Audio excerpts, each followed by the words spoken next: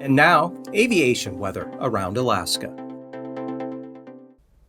Hi there, I'm National Weather Service meteorologist Peter Jan with your Alaska aviation weather outlook on this Thursday, August 15th, and this outlook will be for Friday into Saturday. So we've had one weather system that's, as of this Thursday, crossing up through the west side of the state. The low center will be passing northeastward from the Seward Peninsula by very early Friday morning and then lifting northeastward. Front will be pushing inland with strong gusty winds. We have high wind warnings along the Alaska range through at least later Friday morning, and we have wind advisories out here across much of the western, southwest interior, at least until Friday afternoon.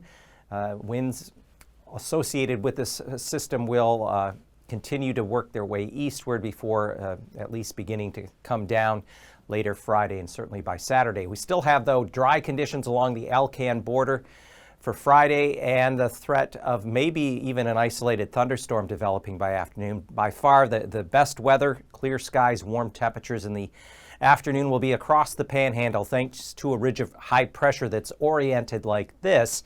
We have a progressive weather pattern, lows coming out of the North Pacific across the Bering. One storm has already then, as of Friday morning, will be passing up through the northwest side of the state. We'll have another low working its way across the Aleutian chain.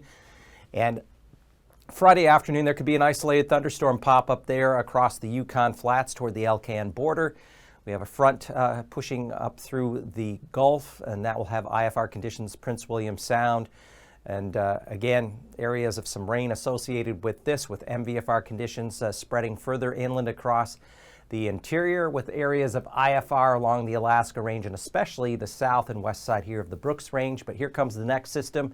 It'll be moving across southwest and west portions of the state as we go through Saturday and into Sunday.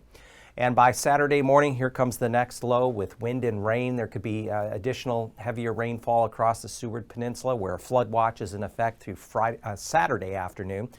And we find the one system, what's left of the front will be working its way eastward. Again, the effects of that front spreading MVFR and isolated IFR conditions, parts of the Copper River Basin, Wrangell, St. Elias Mountains, especially along and the south slopes of the Brooks Range, IFR Saturday morning. Widespread IFR, lower YK deltas into approaching Bristol Bay. And for Saturday afternoon, here comes the next system with wind and rain. Again, some of the heavier rainfall up along areas. Any of the higher terrain where you have upslope flow with southerly flow, southeast-south flow will enhance the rainfall rates. And taking a look at what we can expect, Anaktuvik Pass, generally IFR conditions expected there in that portion of the Brooks Range for Friday. Same thing for Adigan Pass. And then as we drop down to Lake Clark and Merrill, IFR early in the day, that frontal system pushing through with some rain, lower ceilings. MVFR in the afternoon, Lake Clark and Merrill. Rainy Pass IFR early Friday, giving way to MVFR conditions afternoon, evening. Windy Pass, MVFR conditions. Most of the IFR should stay just west of there. Can't rule it out, though. And Isabel should generally see MVFR conditions on Friday. Mentasta Pass further east because of that ridge axis, enjoying VFR conditions and rather warm temperatures in that along the Alcan border. Some places will be back up above 70. Tanita, VFR conditions becoming MVFR, and then Portage Pass, especially the middle pass out to Prince William Sound, will be stuck in IFR conditions with lower cloud cover and areas of rain. To the west, MVFR conditions, and then Chilkoot and White, again, beneath that ridge of warm high pressure, VFR conditions expected there, not just there in the north end of the Panhandle, but extending well south. So we can see ahead of this low pressure, the first storm, as it's come up into the west side of the state. Ahead of it, it's drawing much warmer air aloft that came up out of the North Pacific, 12,000 foot freezing level plus here along the Alcan border. So that's, and with the ridge of high pressure that's in place in this region, that's allowing for any clear skies, going to allow for warm temperatures in the daytime.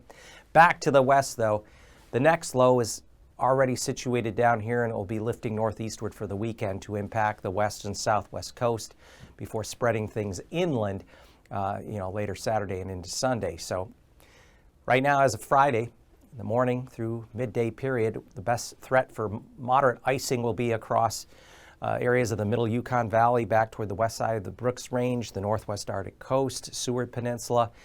The colder air back here above 8,000 feet, above 12,000 feet here in through the middle Yukon Valley, because the freezing levels I just showed you are quite high. Above 16,000 feet here in the Gulf along that front where there'd be a band of rain that extends northward. And then here comes the next system. As it passes through the Aleutians, we find a broad area of potential for moderate icing above 10 and even 16,000 feet as you get near and south of the central Aleutians. So here's the jet stream pattern, 30,000 feet. We have some ridging. It's kind of, here's the first storm, trough here, second storm back here. So you have a ridge, trough pattern. This is lifting northeastward. We have the ridge that's out here toward western Canada, and it's not as strong as it was, but nevertheless, it's going to allow for drier conditions, British Columbia, the Panhandle on Friday. Enjoy that, the sunshine and warmer temperatures, because here's stronger winds at mid-levels, 700 millibars, 9,000 feet.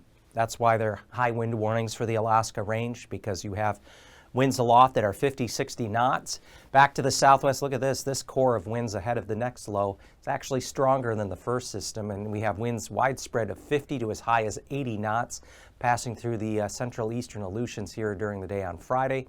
As we bring it down to 3,000 feet, we find along and just north and west of the Alaska Range a broad area of 35 to 45 knot winds. There could even be some isolated stronger winds pushing 50 knots there in parts of the southwest interior, upper Kuskokwim, and as you go up the Yukon Valley. Back to the west, so there's a broad belt of stronger winds here across the eastern half of the Aleutians, as high as 85 knots from the southwest. So of course this is going to translate to the likelihood of some severe turbulence potentially here within the southwest interior, just west and north of the Alaska Range. Surface to 5,000 feet. Areas along the Alaska Range, surface to 8,000, 10,000 feet, very easable. Just a broad area of moderate turbulence with isolated severe. But back here in through the Aleutians, we find an extended trail there, moderate turbulence with an area of severe turbulence possible from the central Aleutians up through the eastern Aleutians, and that will be surface to 3,000 feet.